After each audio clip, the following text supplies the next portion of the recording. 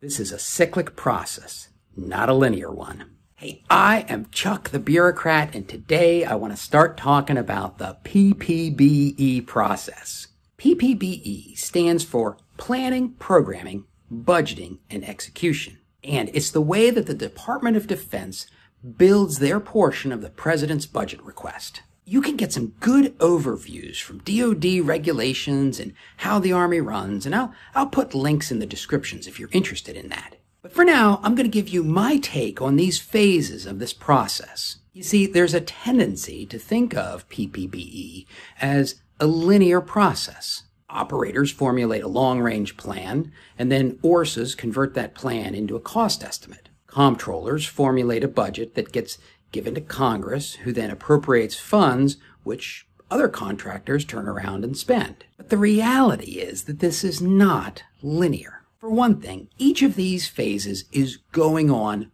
all the time. Right now, there's somebody worrying about FY23 execution. There's people trying to explain to Congress why we want the money for FY24.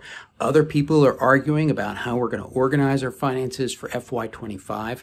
And people are thinking about 26 and 29. And contrary to what some people assume, these phases of PPBE, well, they're not going on in isolation. For one thing, the service secretaries and chiefs, they're hopping back and forth between these phases all the time. They'll go over to Congress to brief FY24, then they'll come back, they'll give guidance on how they want FY25 built, and then they'll turn around and review expenditures in FY23. And since the senior leaders have a coherent view of how they want all these phases to fit together, they expect that those phases are going to be synchronized. Plus, the general officers responsible for each of these phases, you know, the people who want to deliver results for the senior leaders so they can get promoted again, they pay pretty close attention to each other so they don't trip over one another. I mean, if one of them uses the wrong inflation factor, they can create a problem that can't be fixed without somebody getting professionally embarrassed.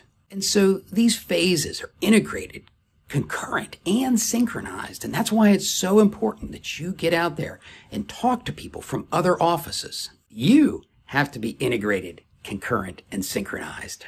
And now let's take a look at each of these phases, starting counterintuitively with execution.